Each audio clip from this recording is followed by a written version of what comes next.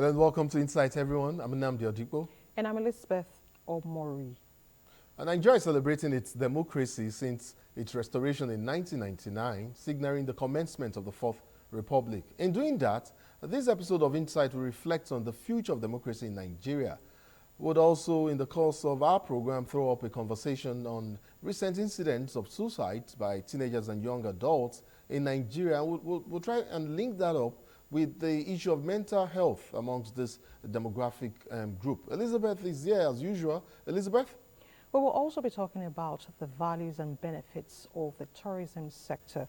And this is because there are several hanging fruits in the sector that have not been harnessed. Why is this important to our economy?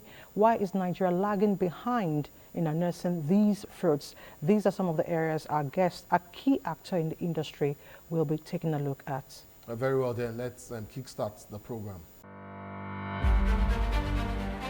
Whatever the issues are, the National Assembly is constitutionally empowered to scrutinize. However complex or intricate. We have involved all the academia, the members of the academia. We have involved the academies. Be it government policies or in fact any issue of public concern. Our job is to help you gain clarity and make sense of it all. This is not really healthy for our democracy. There's a lot of aggrievance in terms of who has been in power longest and who becomes the governor of the state. It's also in the quality of food being consumed. After all, perception is insight. And gaining understanding is also getting insight.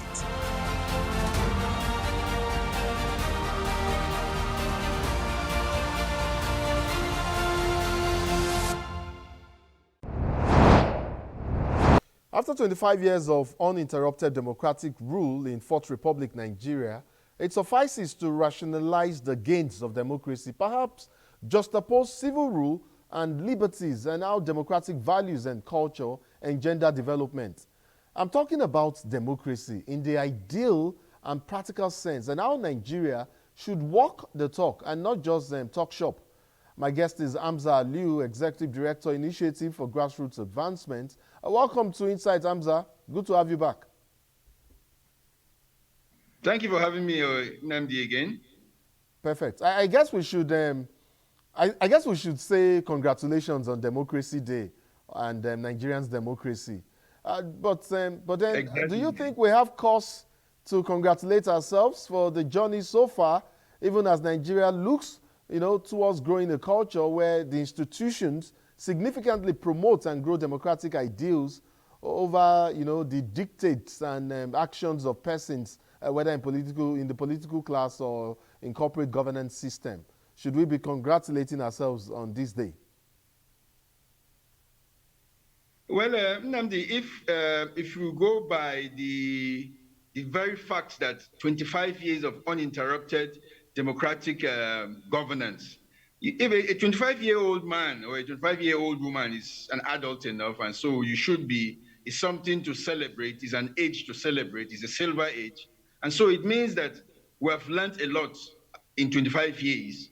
And if we go by our experience in the last 25 years before this 25 years, we would have noticed that we went through a lot in terms of poor governance, in terms of poor participation in our government, in terms of human rights abuse and the right to even speak out. And so coming from that, you have to admit that we have achieved a lot in the last 25 years, and we must be proud of what we've achieved. It's not a small feat, looking at where we're coming from. So I would say congratulations in order. We need to thank ourselves and pat ourselves on the back and say, we have done well, we could have done better, but we need to keep on this fight, keep on this trail, keep on this trajectory that we're in. And with time, you have a new generation that doesn't know any other form of government but true democracy. So I think we need to congratulate ourselves. And when we talk democracy and development, I figure most people, Nigerians, of course, that is, they would think that development should be more rounded, should be more robust, should be more advanced in a democratic, setting.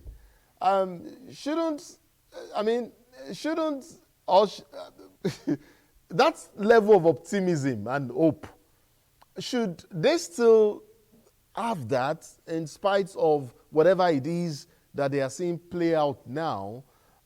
should Nigerians still be optimistic about democracy, more or less? Well, the issue with democracy was that probably they didn't explain it well to us in the school. They should have, or those who taught us. Well, but the most popular definition says government for the people, by the people, and for the people. Government of the people, by the people, and for the people. That's the most popular definition. So the dividend of democracy is not development, it's participation. So when you say government for the people, of the people, and by the people, it's about participation. It's not about development. You can get development in a dictatorship. You can get development in a monarch system. You can even get it in a theocracy. So the development is not tied to democracy. The Chinese have shown clearly that you don't need a democracy to be the superpower in economics. So the dividend of democracy is not development. It is participation, the ability and the right to select and take part in selecting who governs you. That is a God-given right. And that is the dividend of democracy that we're talking about. And that's why I said earlier that 25 years is a very good time to pat yourself on the back and say, I have been able to participate, whether in a very germane way, whether in a very whatever the challenges are, I was able to participate in determining one way or the other who becomes my leader. And so that is a very big thing that we need to celebrate.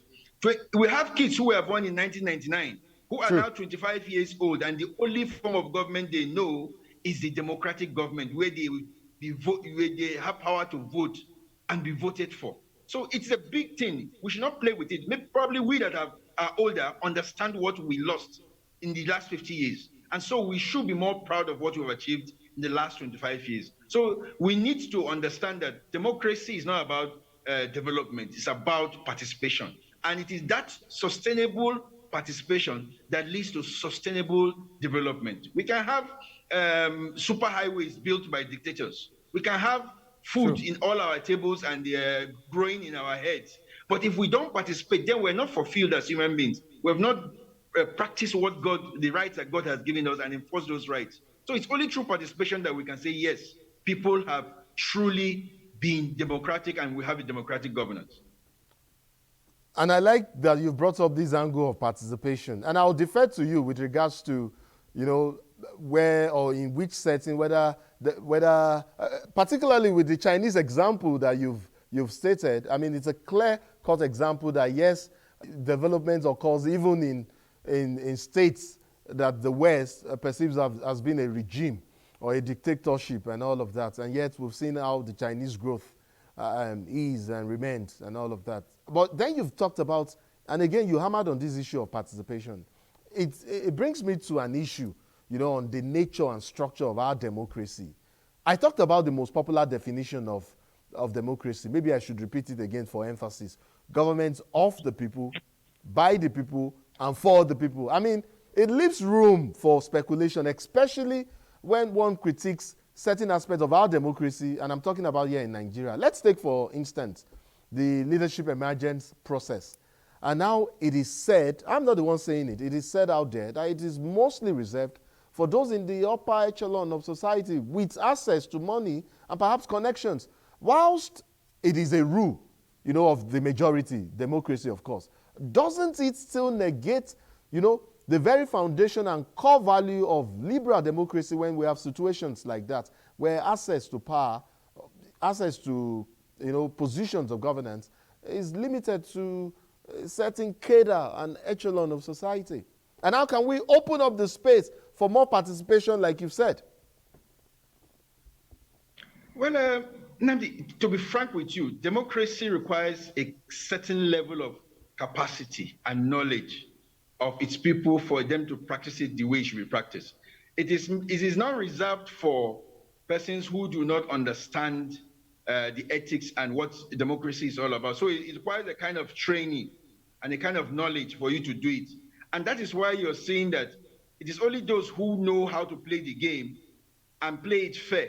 Because again, democracy requires that you are good in your morals and you bring those good morals to democratic governance, democratic processes.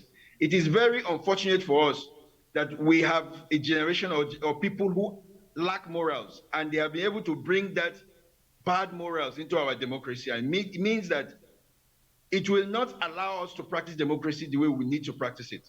Democracy says the majority has its way, the minority will have its say. Yes. Now, in that, it means that all things being equal, people are allowed their God-given rights to make decisions based on how they see things. Then that concept holds true. But where people are coerced, where you are coerced, where you are forced to do or vote in a certain way because of either a primordial sentiment or because of what you tend to get from the process, then yes, it's still a democracy, but it's going to be a democracy of those who manipulate the system. And there's very little you can do about that, because as long as it's a game of numbers, how I get those numbers really doesn't matter in the democratic principle.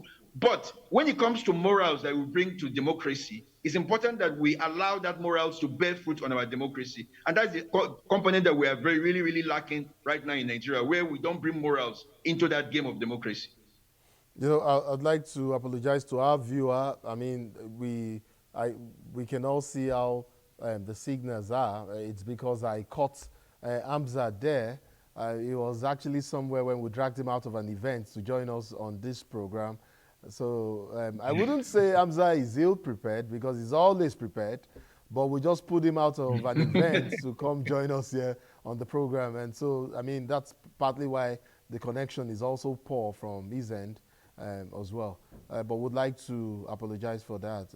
Otherwise, this, of course, still remains a robust conversation. Hamza, and let's just move ahead quickly and in wrapping up our conversation. You know, I recall, and most people, most, you know, Nigerians also, you know, the days of military rule in Nigeria, it was replete with, like, we've had first-hand accounts of those who were imprisoned and those who were persecuted, you know.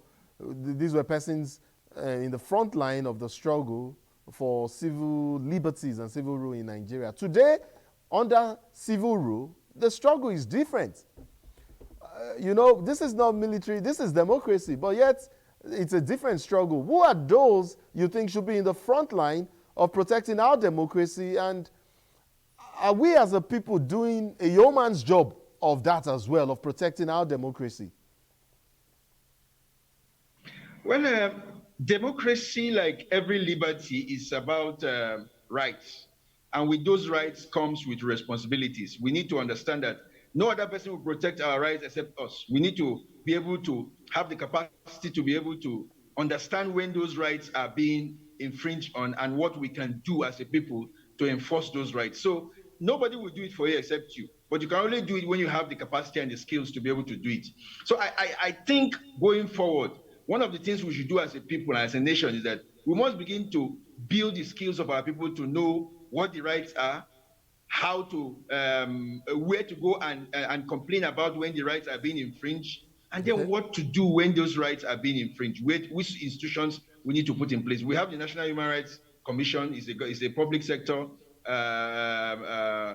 organization that enforces and protects rights. We should also learn to tell our children, build the capacity of our children to understand what those rights are. And then gradually, as a people and as a generation, they will begin to understand that these rights are fundamental and they must protect it. No other person can do it for us except us. True. Hamza Aliyu, I'd like to thank you so much for participating on this episode. I get that, yes, we have not talked enough about this issue, but let's remember that we're still in the spirit and in the thick of democracy, you know, Democracy Day celebration. Exactly. Of course, I'd look for an opportunity where you're better prepared, where you're seated perhaps in your office or something, and then we'll continue this conversation. Hamza Aliyu, Executive Director, Initiative for Grassroots Advancement. I'd like to thank you so much for coming on the program. Thank you very much for having me again.